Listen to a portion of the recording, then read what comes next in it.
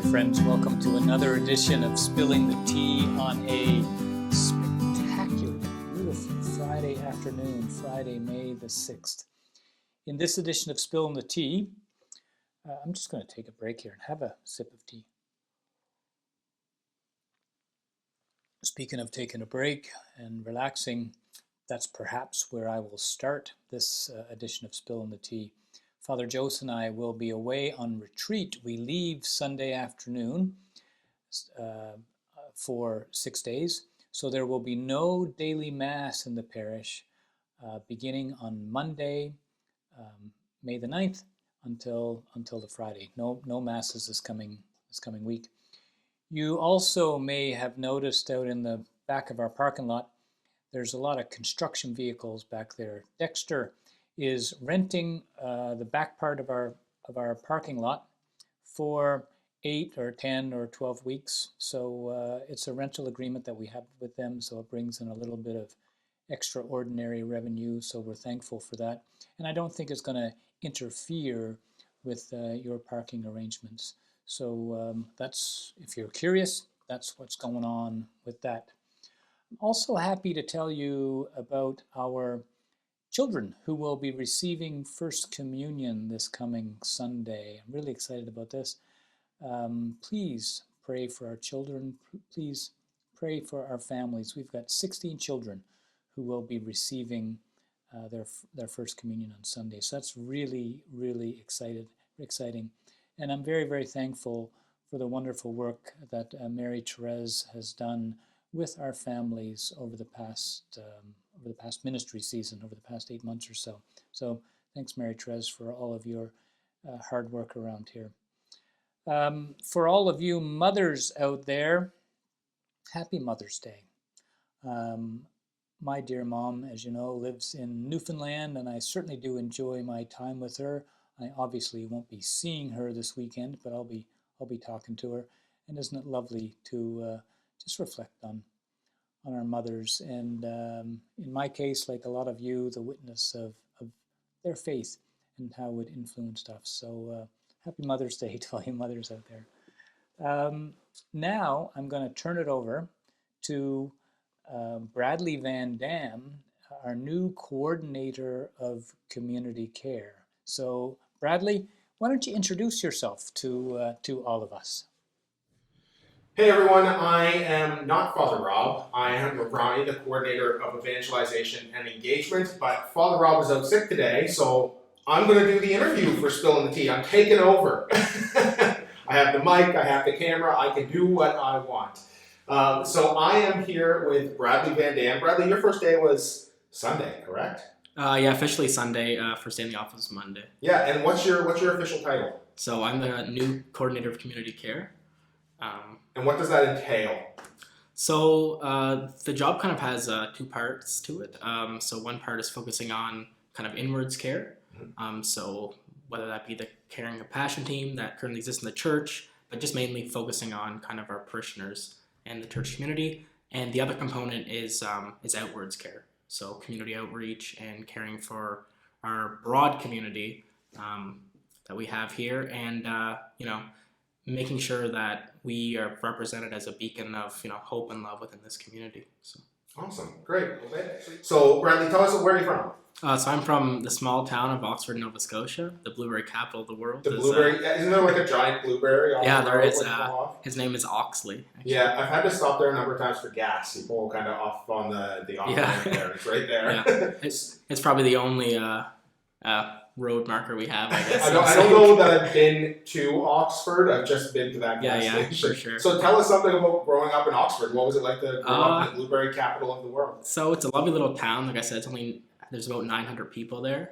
So a typical small town, but I was blessed with small community, great friends, and it's a really tight knit community. So yeah, I was blessed with a lot of friends and close relationships in the community. Awesome.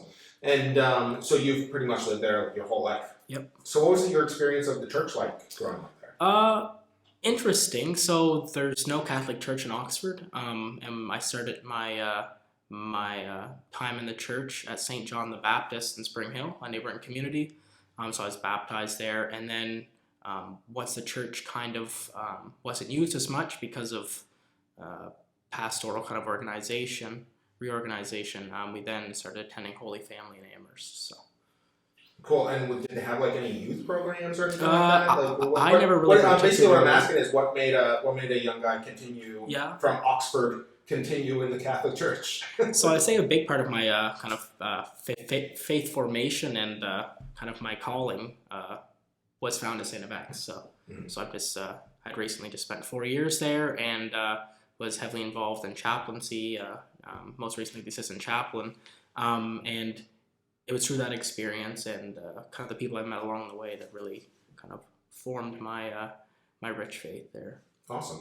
So when you heard about this position, I know we had a meeting online a few weeks ago. And you were still up at St. F and in that area, and so when you heard about this position, you saw this position posted. What was sort of the attraction to the position?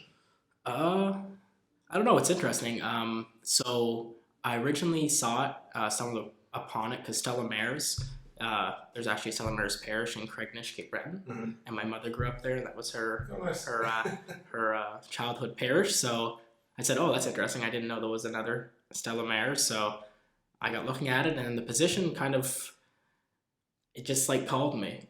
I read kind of the terms of reference and what was involved, and it kind of was similar to some of the work I was doing on campus and kind of in the community.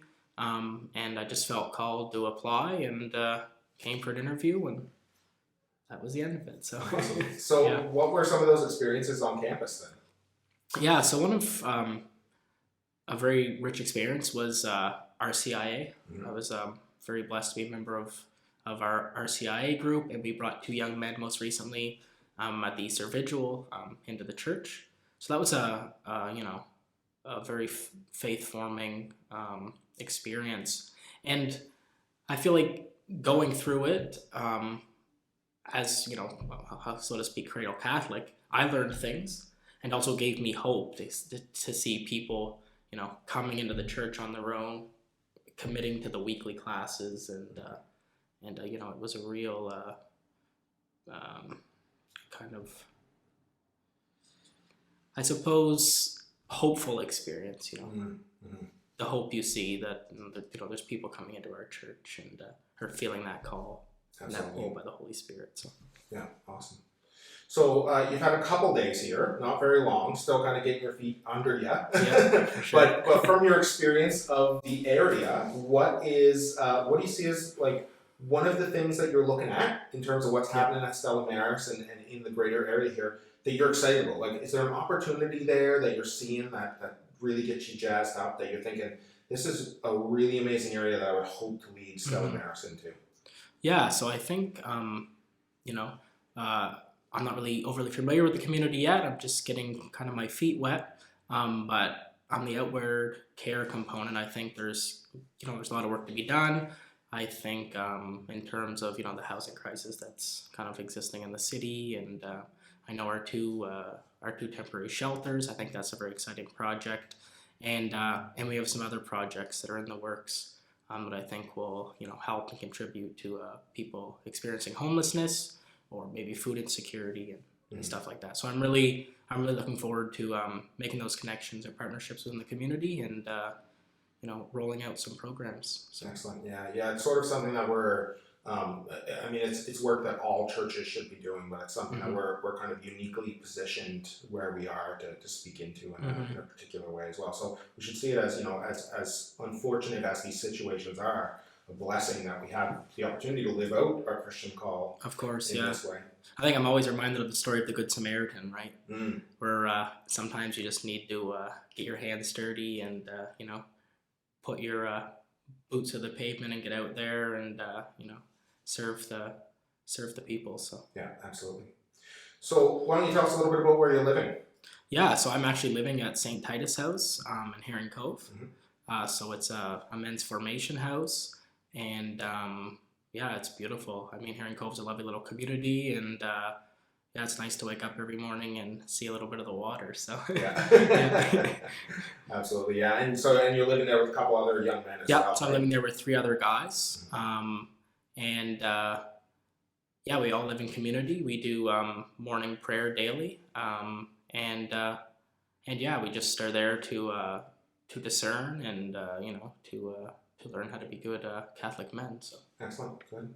Well, we're certainly excited to have you here. I know that it's kind of been like, it's been like a preparation, like a Lenten journey waiting for you to arrive as much as waiting for Christ to rise. Because we're excited about the gifts and the talents that you bring to this position, about the position itself.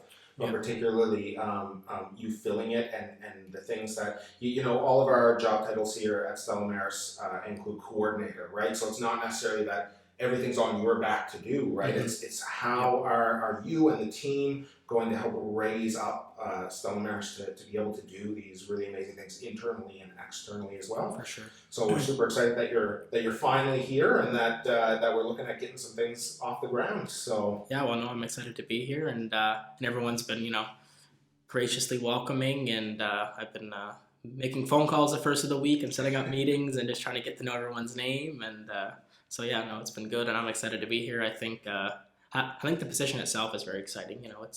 It's as far as I'm aware, the first kind of position like it in the diocese, and so I think we're ready to do some good work. So. Absolutely, yeah, that's the word, right? The good work spreading the good news. Yeah. Excellent. Thank you very much, Brad. Thank you. Thanks very much for that, Brad. I'm so excited to have you on staff, my brother. It's only been a week, but I'm really, really excited about working with you more closely. I love your vision. I love your passion for this work. Welcome on board. And now I'd like to turn it over to James Pereira, our coordinator of Youth and Young Adult Ministries, for an update. Over to you, James. Take care. Hey everybody, so glad to be making my second appearance here on Spilling the Tea. If you haven't seen me before, my name is James Pereira, and I am the Youth Ministry and Young Adult Ministry Coordinator here at Stella Maris Parish. I wanted to give you a little bit of an update on how things have been going in the youth ministry sphere. It's been a really exciting couple of weeks, and I'm really looking forward to sharing this with you. So a few weeks ago, we decided to make a transition in our ministry to become more small group focused. So the way that it's working now is when students show up on Wednesday night for youth group, they just go straight into a small group and they're with their small group for the rest of the night. I've had the pleasure of being able to lead all of our guys in high school lead their small group, but we have 3 other small groups and they're just going so amazingly well. We all completed recently a faith study around the basics of discipleship. What does it mean to truly follow Jesus? And I'm really happy to say that all of the students in our youth ministry made a personal decision to follow Jesus, and that's really exciting for me. One student in particular was really moved by that invitation, and I felt that they wanted to start praying every day and really diving deep into a personal prayer life. And all of the guys in my small group now have started to commit to spending 5 minutes a day in personal prayer. So it's really exciting to see the things that are happening, the way that they're responding. And a huge thing for me, and a focus in our whole youth ministry, has been helping our young people take ownership of their formation and discipleship. We don't want to force them or push them to study this one particular thing at this one particular time. What we want to do is we want to give them the tools to be able to study and grow and learn on their own, so that when they leave our youth ministry, they're equipped to be able to continue in that journey of discipleship, even without a leader or without us there to guide them. So because we've had all this huge focus on ownership, I want to talk about something that we have coming up this summer and why it's important to our young people. This summer we have decided that we're going to go to the Steubenville Youth Conference. So it's a weekend-long conference for teenagers all over the Maritimes who come for a weekend of fun and adoration and community and speaking. It's really just a super powerful weekend. We've decided to go. And I want you to know, we didn't decide to go because Stella Maris as a parish decided we wanted to send teenagers to Steubenville. We're going to Steubenville because our young people are taking ownership of their faith, and they've decided that they want to go to Steubenville, which is really exciting to me. And because we're helping them take ownership, my job here, and what I would hope the whole parish can help me do, is remove barriers for them to be able to take those next steps in their discipleship journey and to be able to form on their own. And so one of those barriers to them being able to fully take ownership of their faith is funding for this conference.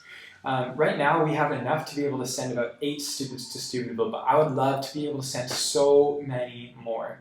And so if you feel the Lord is moving on your heart to want to help us remove those barriers, the cost is $200 per student. If you feel like you can help in any way to make it more possible for us to send even more students, we would really love it if you could take some time to prayerfully consider supporting the mission. The other thing I want to say is, if you have a young person in your family who wants to go deeper in their faith, who wants to learn more about faith in general, or maybe is just checking things out, maybe even just a young person who's interested in a weekend away, help them take ownership of their faith too by bringing up the Steubenville conference. Don't feel like you have to force it. Just bring it up and say, hey, this is a thing that's going to be going on. There's a trailer for the Steubenville conference on YouTube that you can show them, and ask them if this is something they would like to do in their journey of faith, in their journey with God. Thanks. All right, and that's it for this edition of Spillin the Tea. I hope you have a beautiful week. God bless you all. Take care. Bye-bye.